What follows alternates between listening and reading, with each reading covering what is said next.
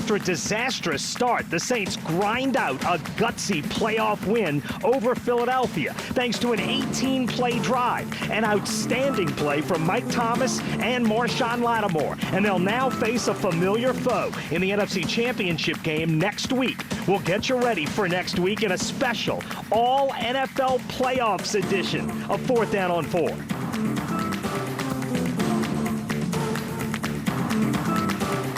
In an NFL season dominated by offense, by scoring, the Saints advanced to the NFL's Final Four behind their defense, who were great for 3 quarters. I'm Doug Mouton. Welcome to 4th Down on 4. The Saints got 2 unbelievable performances in this one, from cornerback Marshawn Lattimore and from wide receiver Mike Thomas. So who is your player of the game? Vote now on our mobile app or our website, wwltv.com/vote. Here's a hint. There is no wrong answer. The Los Angeles Rams now come to the Superdome for the NFC Championship game. It's Sunday, a 2:05 kickoff. The divisional round got off to an ugly start on the Saints' first offensive play. Drew Brees throws it up. Cravon LeBlanc, who the Eagles picked up mid-season, makes the great play on it. They're in business, and they would turn it into points. Nick Foles to Jordan Matthews. P.J. Williams gets spun around.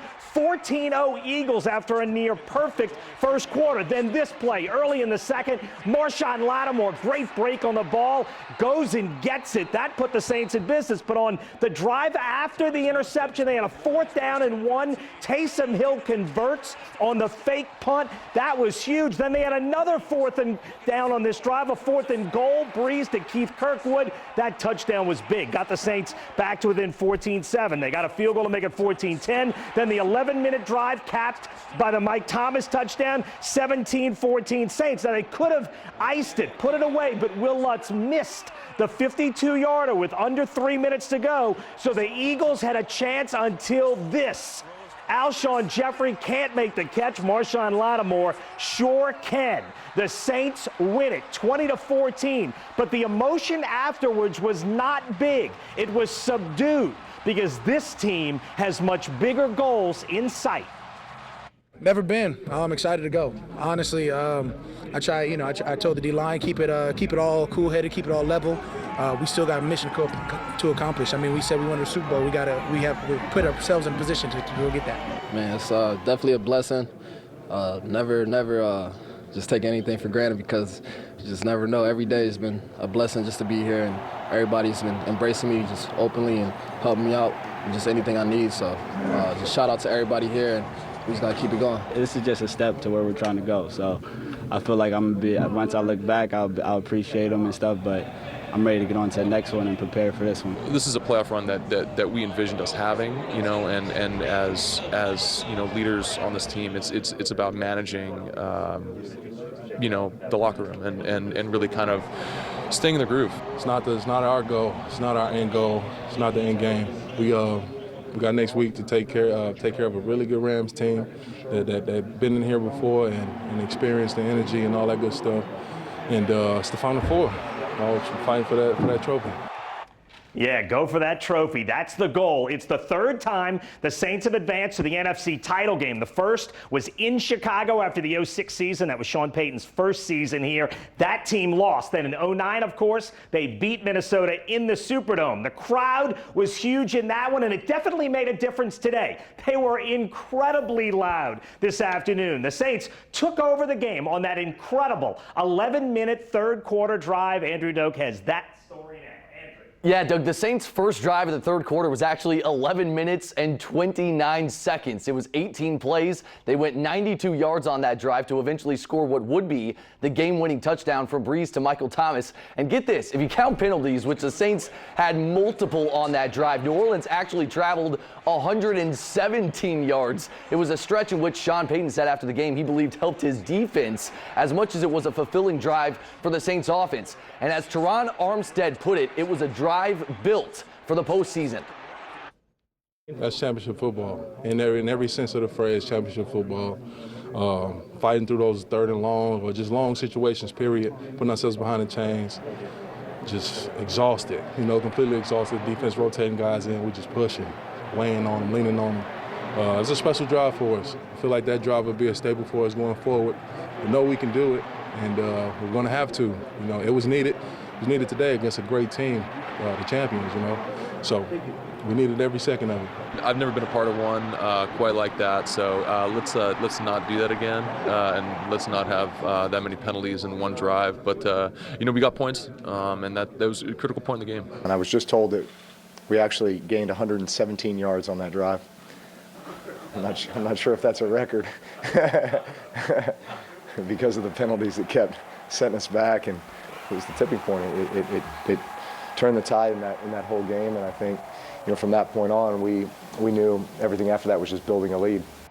And Doug, the player of that drive was Michael Thomas. We'll have more coming up on him in just a few minutes.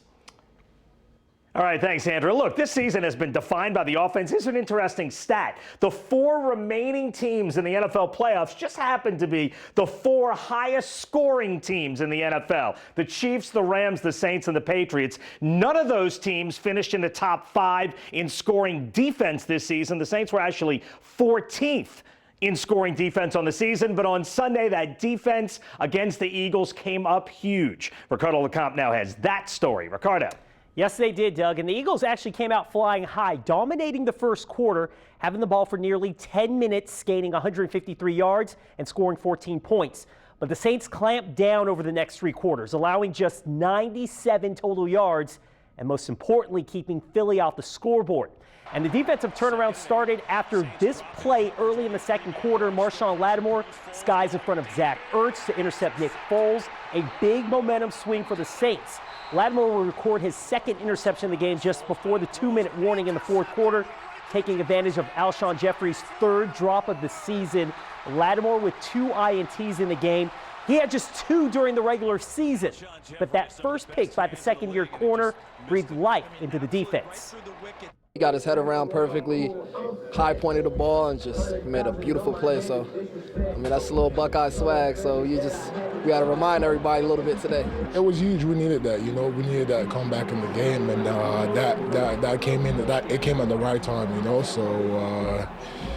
You know, he had 2 interceptions this game, so it's, you know, like big players show up on big games like this, so that's what it is. We came together as a defense, and we're like, look, we just need 1 turnover.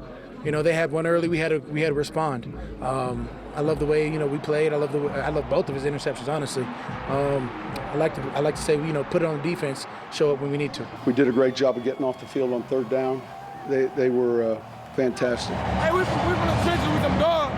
We know how to come back from adversity. I promise you. Now, this defense will need to come through next Sunday against the Rams. Unfortunately, it looks like Sheldon Rankins won't get a chance to do that. He went down midway through the first quarter. He was carted off the field. It is believed he suffered a torn Achilles. Rankins was having one of his best season of his 3-year career, registering 8 sacks during the regular season. Coming up as the Saints await their matchup with the Rams in the NFC title game, we'll focus on Mike Thomas's record-setting day, where he was simply unguardable. Plus, how Sean Payton's aggressiveness was key to getting the Saints on the board for the first time today. And later, we'll get reaction from the Eagles as they came extremely close to upsetting the Saints.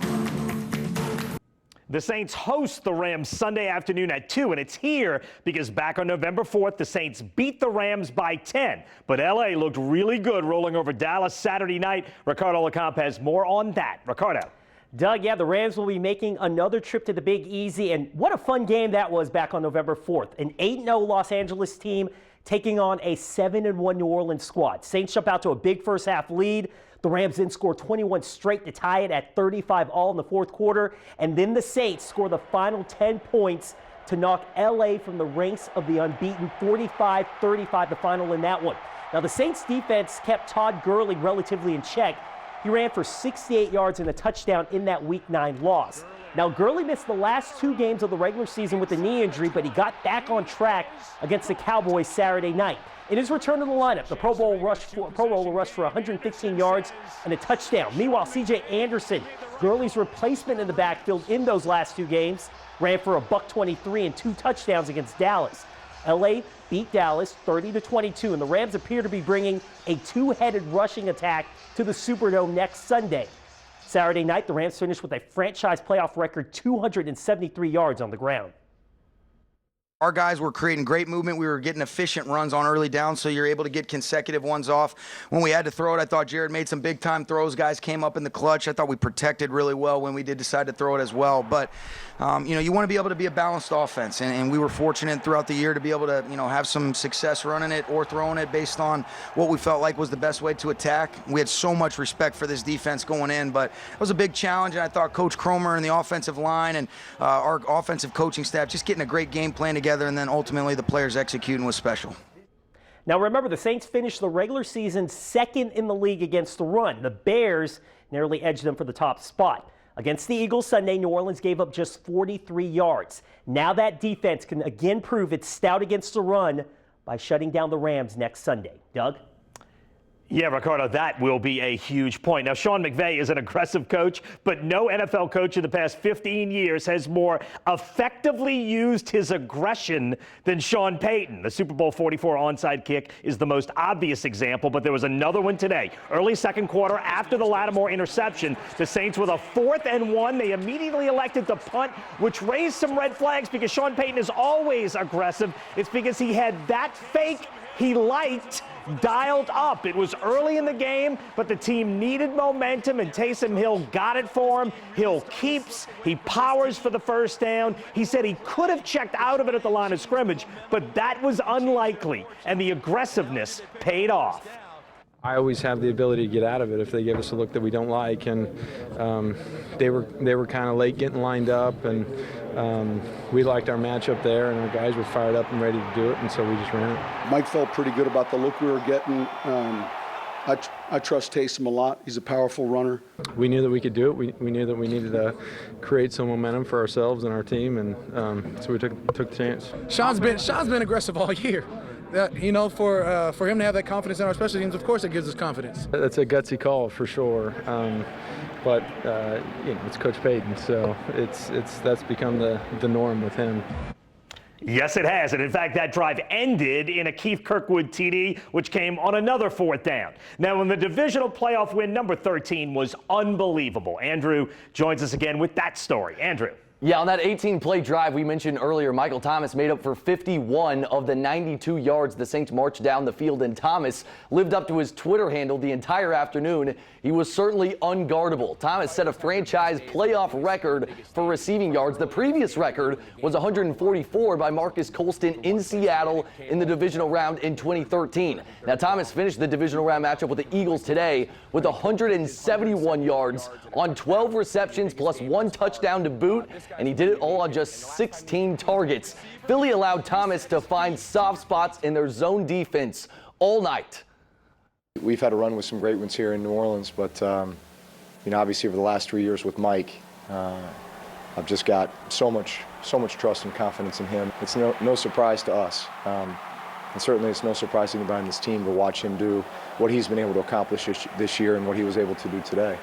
He's a big-time player who wants to be the guy to make the plays when you need him most. When Drew looks my way and it's 3rd down and the ball's coming to me, I got to convert. I got to make the play. I don't really pay attention to how they're playing me. I just know if someone's in front of me, I got to run my route and do my job and get open. Oh, unreal. He looked unstoppable out there today. I mean, he's been doing that all year. And to rise up in a game like this, man, you got to tip your hat. Mike's the type, just one of the most fiery competitors I've been around, and he wants the ball in his hands because he wants to make that play, and he wants to go fight for every inch he can get, and that's just him, man. It's great to be around. It's great to have that type of guy on the team. And boy, was he phenomenal today. Still ahead, the AFC Championship is set as red-hot Pat Mahomes and the Chiefs are set to host one of the league's all-time legends next weekend, and how Eagles head coach Doug Peterson felt after his team came so close to the upset today. In the AFC, the top-seeded Chiefs got their first home playoff win in a quarter century. They disposed of Andrew Luck and the Indianapolis Colts just before the half. Patrick Mahomes on the keeper to put Kansas City up 24-7. And then former LSU and arid high school running back Darrell Williams found the end zone as well. The Chiefs won it 31-13 to advance to the AFC Championship game, where they'll face Tom Brady and the second-seeded New England Patriots, who dominated the LA Chargers in Foxborough this afternoon. Running back Sony Michel had 2 touchdowns, including that 14-yarder in the first quarter. It was 14-7 Pats. Later, Brady would flip to Philip Dorsett for this 15-yard touchdown. New England would go on to win at 41-28 as Brady aims to get to his 9th Super Bowl. 9th.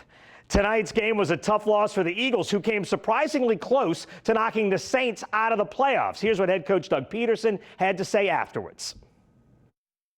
It's tough because it's so final. You know, you're here at the end of the season. There's no more football. You know, for 2018, and just told the guys, you know, just keep their heads up. And we set out on a journey way back in OTAs, and we keep talking about having no regrets. You know, and leave everything out on the field, and they did that tonight. You know, they did that this afternoon, and they battled right to the end. We had opportunities, so found our way to get into the postseason, and you know, just wish the Saints you know, good luck going forward. The Eagles did everything right for a quarter, and not so great for the 3 quarters after that. Ricardo and Andrew joined me in studio. And look, here's the one thing that I found strange. Game 1, they double-teamed Mike Thomas almost the whole game. He only catches 4 passes. Of course, that's the game where Drew Brees threw 4 touchdowns to 4 different guys. This time, they loosened the coverage up on Thomas, and I guess they covered everybody else. You know, they said, we'll let Thomas get his yards, and that did not prove to be a smart move. No, I think they just were going for a bend, don't break type philosophy. Yeah. But look, they don't have anybody who one-on-one could match up with them. And that's what it comes down to. They were outmanned.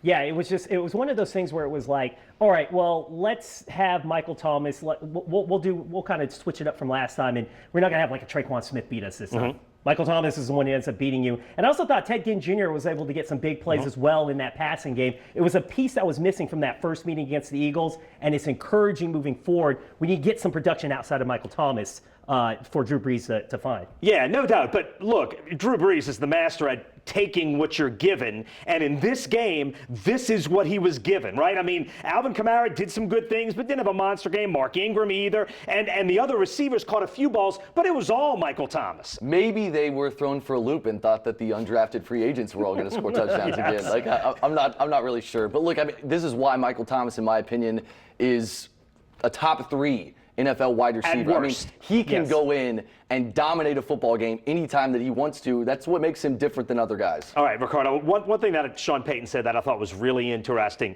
With a guy like Nick Foles, gets rid of the ball. Andrew did a story this week. 2.5 seconds is his goal. It's going to be hard to sack him. He mentioned pushing the pocket. What the Saints wanted to do was just affect his throws. Just push guys back into him. Let him not be comfortable. And for 3 quarters, Cam Jordan did that a couple of times. David Onyemata, and the push in the middle was good. The Saints did a nice job of, even though they didn't get sacks, they affected him. Yeah, right? it's just a matter of getting Foles off his spot, and they were able to do that. And you try to send blitzes, you try to get pressure on him, but it felt like they weren't trying to necessarily go for sacks because, as you mentioned, he does get the ball out pretty fast. Having that push up front from David Onyemata, especially when you had Sheldon Rankins go down, he was able to provide that push in the middle of the pocket to really get him off his spot, get him uncomfortable. And then Cam Jordan, who shows that he is a Pro Bowl defensive end and how talented he is, makes these plays that won't show up in the stat sheet, but certainly when you break down the field, he was very effective affecting Nick Foles. Yeah, and then one thing, Andrew, that to me, one of the big takeaways of this game is Marshawn Lattimore clearly had a down second year with the Saints. Wasn't quite as good, part of some of the defensive breakdowns throughout the season. But look, you get to the playoffs, and the one he high-pointed to get that interception, maybe the biggest single play of the season, the way it turned things around. When they needed him, he came up huge today. He's a lockdown corner, and he held Alshon Jeffrey to just 63 yards receiving, no touchdowns. The biggest play was the 30-yarder that I think came on the Eagles' second touchdown drive. So he can go out there and play with the best of them, and he's playing elite. And I think over the back half of the season, he's starting to get sharper and sharper. I think bringing in someone like Eli Apple helped as well for that entire secondary. And Apple has made a big difference, if nothing else, helping Lattimore, right? Yeah, and they're playing more man-to-man. It's one of those where you just had Lattimore, and you needed a second corner to kind of alleviate that pressure on Lattimore of breaking down another receiver, just shutting down another receiver. Eli Apple's capable enough where they can go to more man, and you're seeing more man versus trying to sit back in the zone and let offenses pick you apart. Eli Apple acquisition in the midseason was perfect for the Saints. Yeah, no question about it. We saw the dividends of it today. Andrew, Ricardo, terrific job as always. We are back to wrap up this playoff edition of 4th Down on 4 in a minute. The voting was incredibly even, but viewers picked Marshawn Lattimore as our 4th Down on 4 player of the game. Both he and Mike Thomas were awesome. As you can see, the voting was extremely close. Now, we will have a Bless You Boys championship special Friday at 6:30 here on Channel 4. For Andrew, Ricardo, producer Danny Rockwell, photographer Adam Nate, director Emily Blunt, and all of us here at Eyewitness Sports, I'm Doug Mouton. Thanks for watching. We'll see you next week on 4th Down on